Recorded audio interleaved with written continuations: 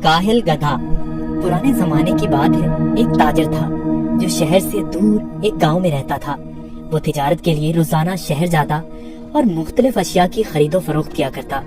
तिजारत करने के लिए उसके पास एक गधा था। वो गधे पर सामान लाद कर रोजाना शहर जाया करता। ताजिर अपने गधे की बहुत अच्छे तरीके से देखभाल करता, उसकी खुराक का बहुत ख्याल रखता, उसे वक्त पर चारा डालता और पानी पिलाता, क्योंकि ताजिर को पता था कि उसकी तिजारत के लिए इस गधे की बहुत जरूरत है। गधा बहुत सेहतमंद था। ताजिर बहुत सारा सामान एक साथ गधे पर लाद कर फरोख्त के लिए शहर ले जाता, लेकिन उसका गधा बहुत कामचोर और आलसी था। उसको भागना दौड़ना खाना पीना बहुत पसंद था। आज फिर शहर जाना पड़ेगा। मुझे हमेशा छुट्टियां क्यों नहीं हो जाती? मुझे छुट्टियां बहुत पसंद हैं। मेरे मालिक को तो हमेशा काम की ही पड़ी रहती है, पर मुझे फारिग रहना बहुत पसंद है। मेहनत करना तो बिल्कुल भी मुझे अच्छा नहीं लगता। ताजिर अपने गधे पर सारा सामान लाद कर शहर ले जाता और ताजिर को शहर जाने के लिए एक नदी को पार करना पड़ता था।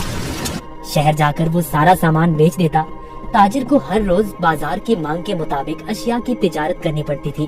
कभी कपास तो कभी नमक, कभी सब्जियां तो कभी फल। ताजिर को पता लगा कि बाजार में नमक की मांग बहुत बढ़ गई है। ठीक है, मैं बहुत जल्द ही नमक लेकर आ जाऊंगा। उसने अपने गधे पर 4 बोरियां नमक की लादी, पर उसको मालूम हो गया कि 4 बोरियों का वजन काफी ज्यादा है। ओहो, मेरा गधा इतना वजन नहीं उठा सकता। इसका वजन थोड़ा कम करना पड़ेगा, यही ठीक रहेगा। उसने गधे की पीठ से एक बोरी उतार दी, फिर भी गधा आगे जाने के लिए तैयार नहीं था।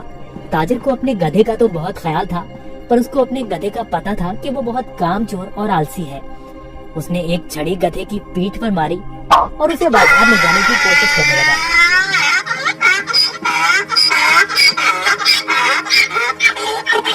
चलो, मुझे पता है तुम बहुत आलसी हो। तुम्हें शहर जाना बहुत जरूरी है, क्योंकि बाजार में इस वक्त नमक की बहुत मांग है।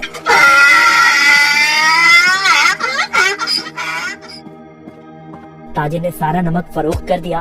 ओहो, सच में बाजार में नमक की बहुत मांग है। ताजिर ने फिर रोज की तरह शहर में नमक फरोख्त करना शुरू कर दिया।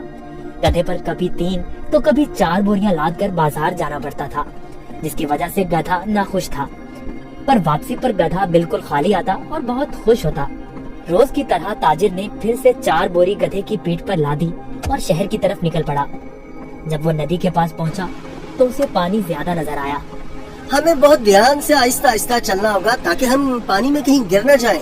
जैसे ही उन्होंने आधी नदी पार की, अचानक गधे का पाँव एक बड़े पत्थर से लगा और गधा फिसल गया और पानी में बैठ गया।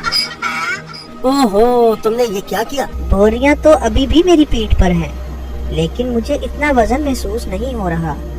ये एक जादुई नदी है। गधा इस बात से हैरान था कि नदी में फिसलने की वजह से उन बोरियों का सारा नमक नदी में घुल गया था और बोरियों में से नमक खत्म हो चुका था। इसकी वजह से गधे को वजन महसूस नहीं हो रहा था, क्योंकि बोरियों में नमक बचा ही नहीं था, सब खत्म हो चुका था। ओहो, मेरी सारी मेहनत जाया हो गई। मैं शहर जाकर क्या करूँगा? सारा नमक तो बह गया है। शुक्र है खुदा का, मेरा गधा दुरुस्त सही सलामत है। गधे को कुछ नहीं हुआ। अब शहर जाने का कोई फायदा नहीं। मुझे अब घर जाना चाहिए। वाह, कोई वजन भी नहीं और काम भी नहीं। ये तो कमाल की नदी है।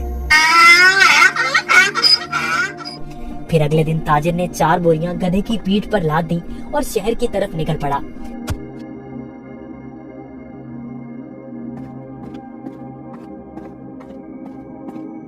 आहा, कल का दिन कितना अच्छा था। कोई काम भी नहीं करना पड़ा था। आज मुझे फिर काम करना पड़ रहा है। ठीक है, आज फिर से मैं आलसीपन दिखाता हूँ और अपना वजन कम करता हूँ। फिर तो मैं नदी से ही घर वापस जा सकता हूँ, कल की तरह। वो एक जादुई नदी है जो मेरा वजन कम कर देती है। वो कल की तरह आज भी मेरी मदद करेगी।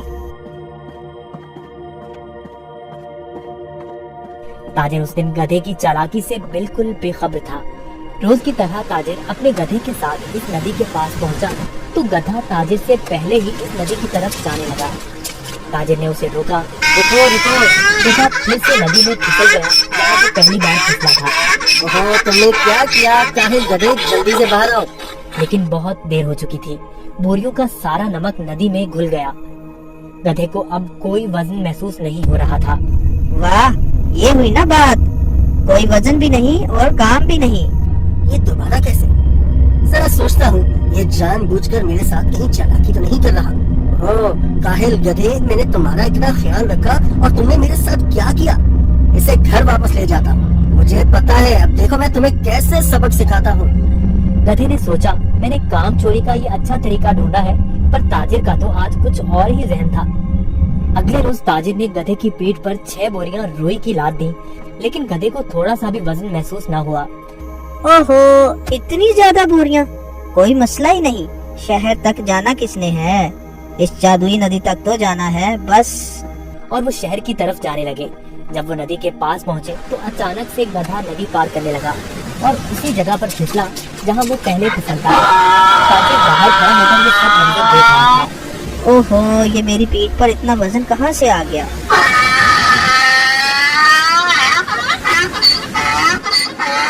ताजिर बहुत समझदार आदमी था। उसको पता चल गया कि उसका गधा जानबूझकर ये सब उसके साथ कर रहा है। इसलिए ताजिर ने इस दफा बोरियों में नमक के बजाय रुई भर दी थी। जैसे ही गधा नदी में फिसला तो रुई ने पानी जब्त कर लिया और गधे की पीठ पर वजन ज्यादा हो गया। हाँ, तुम मुझे इतने दिनों से बेवकूफ बना रहे थे। तुम्हारी इस हरकत से मेरा बहुत नुकसान हुआ है। तुम्हें इस बात का अंदाजा भी है क्या? अब तुम इसी तरह बोरियों के साथ घर जाओगे। गधे को उन बोरियों के साथ ही घर आना पड़ा। इस तरह गधे ने अपना सबक सीख लिया और उस दिन के बाद गधे ने कभी नदी में फिसलने की हिम्मत न की। इसलिए नतीजा, जैसा करोगे वैसा भरोगे। अगर आपको हमारी वीडियोस अच्छी लगी हो तो इसको लाइक करें, शेयर करें और हमारे चैनल को सब्सक्राइब करें। शुक्रिया।